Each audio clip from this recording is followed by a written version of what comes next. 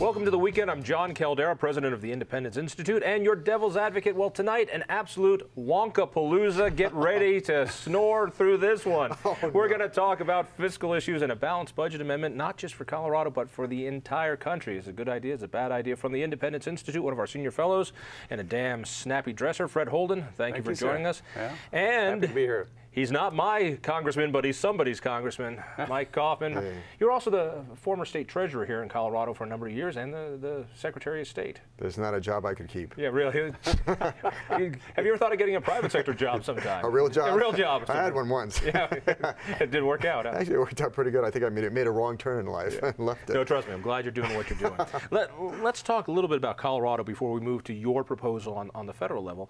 Colorado's Constitution has a balanced budget. Is it an amendment or is it just in the Constitution? Here in Colorado, at least by the Constitution, we are not allowed to go into debt the way you guys are in D.C., although we found some interesting ways around that here in Colorado.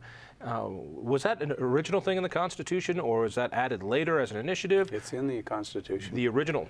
Yeah, Article 5, legislative. All right. It's something like section number 11 or something. It says the budget must be balanced. And that's not uncommon for most states. No, I think it's very common. All right, and that is if you can't spend more in a year than you bring in revenue, which means that the legislature actually has to do what most politicians despise doing. They actually have to make some decisions. They can't please everybody. Yeah, but it's unfair because the federal government can print money if they don't have it to spend, and the states can't. By the federal Constitution. By the federal Constitution. Yeah.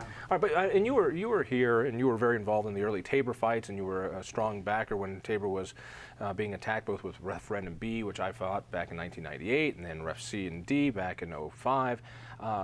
You know, this balanced budget amendment in Colorado, did it help you as a state treasurer? What has it been a good thing for Colorado? Oh, no, a great thing for Colorado, but certainly Tabor greatly improved the state.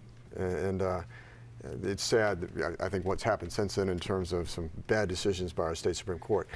But I think, I shudder to think if we were California, which doesn't have a balanced budget requirement, which just, whenever they were running deficits in their operating budgets in good years, and so they're just such a basket case. Let's focus on that, because California is a wonderful example. So not only does it not have a taxpayer bill of rights, which limits spending, you're telling me it doesn't have a balanced budget amendment, so they can whip out the credit card and run on a deficit.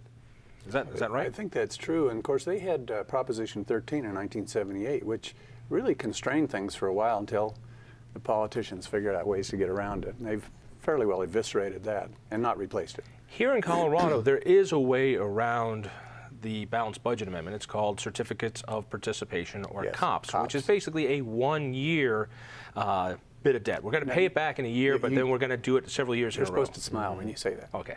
You have a 1 year. We have 1 year. We're going to give you something for 1 year. Out of curiosity, do you think that's been abused here, or is that something that allows us to make sure we make payroll just like any other business has a floating? Well, I worked out at the Taj Mahal, that is the Jefferson County courthouse and administration building, and COPS built that. And I won't tell you who it was, but one of the commissioners was asked, why didn't you put it to a vote of the people? Why did you resort to certificates of participation? And that person said, and it was quoted in the Rocky Mountain News, the people are too damn dumb to understand. Well, in my case, that might be true. In D.C., let's try to get a picture of debt. Not only do we have debt here locally, while the state has certificates of participation as its form of debt, but we have 3,300 governments here in Colorado. Many of them, if not most, have some form of debt. That's bond issues to build schools and roads and municipal buildings and rec centers and all the rest. Talk to me a little bit about how much debt we are owing on the federal level. And because I know $1 billion here and $1 billion there, it starts adding up. How bad is it? Well, it's really bad. First of all, in Colorado, at every level, at least when they do issue debt, it is for some kind of capital purchase. They can't do it just to make payroll. Is that what you're saying? It's not on the operating basis. They had sometimes through cash flow management, you can borrow for very short-term periods, but it has to be within a year. But in the Congress of the United States, I mean, that it is extraordinary to me that in January of 2007, the national debt stood at $8.6 trillion. Today it's 13.3 and rising. And it is extraordinary to think that at the end of this year, we will be at 62% of gross domestic product in terms of debt to GDP ratio, which is extraordinary. And it was let me put that. Let me get that out of long terms. Let me see if I understand this.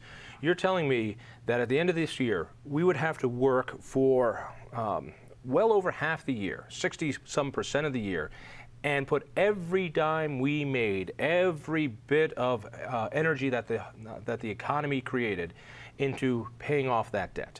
That's what it would take. Services, right? But it's and we're not talking about profits. We're talking about GDP. But it's rising at a very, and it's interesting that the CBO did its normal, analysis, which I would disagree with. But they did what they called an alternate analysis, which was more realistic. And what that shows is that by about 2025, we will be at 110% of GDP. And by 2025, 2035, 180% of GDP. Greece imploded at 110% of GDP. All right, so in other words, this is simply not sustainable. It's not sustainable. Sooner or later, you've got to pay your credit card bill. I mean, sooner or later, the guy comes and says, we need our money. And just to get off on but I would like him to clarify something.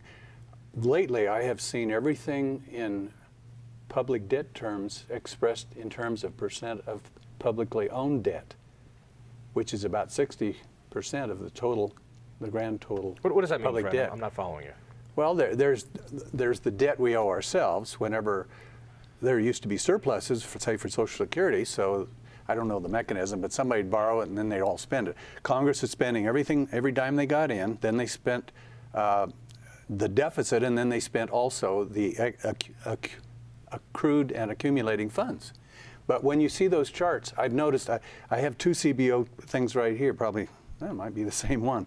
But this one, and that's the one you have, expresses everything in terms of publicly owned debt. Now that's owned by the public, that would be China and Spain and Japan and all that, but it's not our own internal debt, which is really important now. 2 months ago, Social Security quit getting as much in as they're putting out.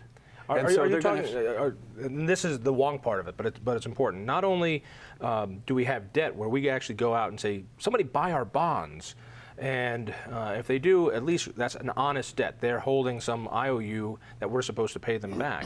But if we can't sell that, we still basically put money into the economy. That's monetizing the debt. That is, we're making up money. Well, there's a lot of ways to, and that's one of the, there's ways to resolve debt, and I think one is obviously cutting spending, services and benefits. Another one is raising taxes, and then there's another one which is expanding the money supply through quantitative easing, to say, which is creating inflation, which has all kinds of other ills for the economy. And so, and there's a fourth, I guess, which is something that Argentina, Ireland, is the restructuring of debt. Or simply defaulting on debt, which is once you do that, then you have no access to the capital markets. So in other words, bringing that back into English. So we've got a few things here. We can either pay off the debt honestly by raising taxes, cutting spending, or doing government more differently. I think we don't have to. I think we can get more outputs for the money we put in, or we do something very inflationary, so that the idea of $13 or $14 trillion worth of debt. That's only $1 trillion, and that doesn't mean anything more because every loaf of bread now costs $28. True. Or you're saying we just default, and we hope China doesn't actually come here and repossess the buildings that they own. Repossess the land.